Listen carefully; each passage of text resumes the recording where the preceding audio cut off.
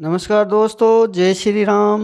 आज की जो कहानी हम लेके आए हैं, जो वीडियो हम लेके आए हैं, वो रामायण का एक छोटा सा भाग रामायण से लिया गया है। इसका हम हिंदी रूपांतरण में आपको बता रहे हैं। आज का जो वीडियो का जो भाग है वो है राम का जन्म। तो चलते हैं अपने वीडियो पर। त्रेता युग की बात है। सरयू नदी के किनारे कौशल नाम का एक प्रसिद्ध राज्य था, जहाँ अज के पुत्र राजा दशरथ राज करते थे। अयोध्या उस राज्य की राजधानी थी। वह नगरी 12 योजन लंबी और 3 योजन चौड़ी थी।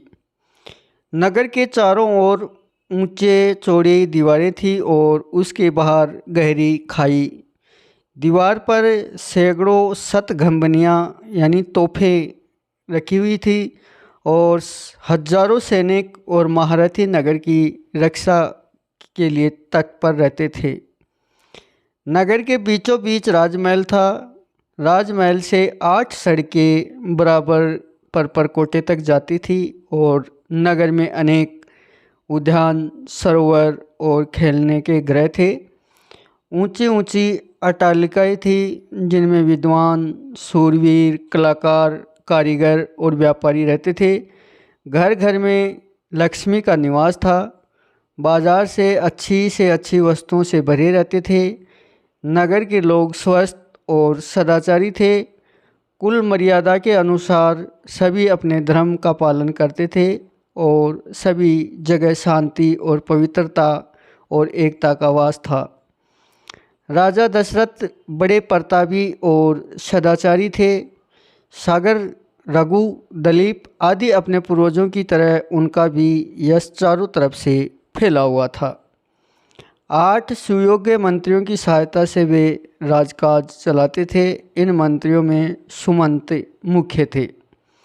मंत्रियों के अतिरिक्त वशिष्ठ, वामदेव, जाबली आदि राजपुरोहित थे। राजा के परामर्श देते थे। इनकी सहायता से राजा सदा प्रजा हित के कार्यों में लगे रहते थे। राजा दशरथ ने बहुत दिन तक राज सुख का भोग किया। उन्होंने धन, मान, यश किसी भी चीज़ की कमी न थी, पर उन्हें एक दुख था और वो सबसे बड़ा दुख था कि उसको कोई संतान नहीं थी। जीवन उन्हें सूना सा लगता था। उनकी रानियां कौशल्या, सुमित्रा और कैकेयी भी इस कारण दुखी रहती थी। राजा ने इस विषय में अपने मंत्रियों और पुरोहितों से बात की। सबकी सलाह से यह निश्चय हुआ कि पुत्र चेष्टि यज्ञ किया जाए। सुमंत ने प्रस्ताव किया कि महान तपस्वी ऋषि श्रृंग को यज्ञ का आचार्य बनाया जाए और राय सबको पसंद आई। यज्ञ की तैयारी होने लगी। राजा दशरथ स्वयं श्रृंग को बुलाने के लिए गए। सब राजाओं का निमंत्रण दिया गया। मिथिला के राजा भी यज्ञ में सम्मिलित होने के लिए आए। अनेक ऋषि मुनि भी आमंत्रित होकर आए और सरयू नदी के किनारे यज्ञशाला का निर्माण हुआ। श्रेयसरंग ने शुभ मुहूर्त में यज्ञ प्रारंभ किया और यज्ञ का घोड़ा गया। 1 वर्ष बाद घोड़ा लौटकर आया। तब बड़ी रानी कौशल्या ने उसका राज तिलक किया और अब वेद मंत्रों की मंगल ध्वनि यज्ञशाला में गूंज उठी।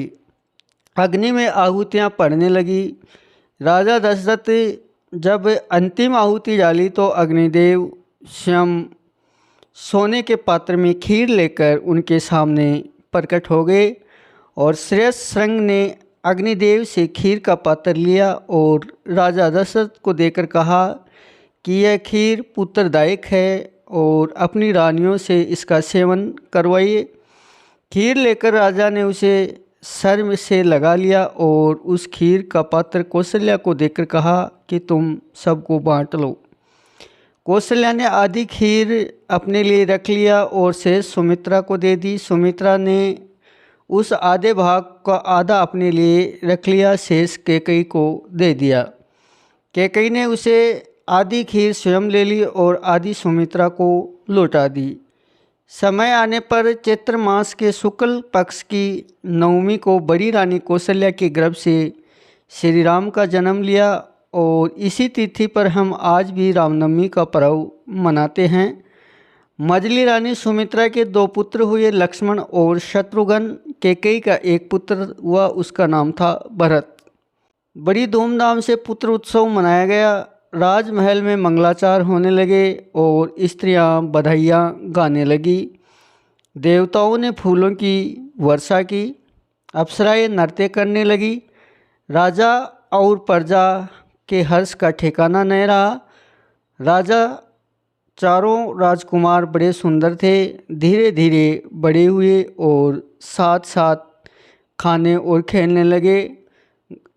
चारों में बड़ी प्रीति थी या प्रेम था।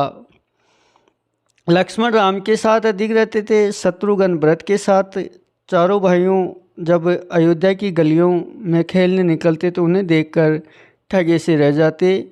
और राम का रूप अद्भुत आकर्षक था और उन्हें देखता ही रह जाता। तो दोस्तों, ये था आज का वीडियो जिसमें हमने राम जन्म की संबंधित कुछ बातें आपको बताई हैं। अगर हमारा वीडियो आपको पसंद आए तो वीडियो को लाइक करें, कमेंट करें और चैनल को सब्सक्राइब ज़रूर करें। जय श्री राम, जय जय राम।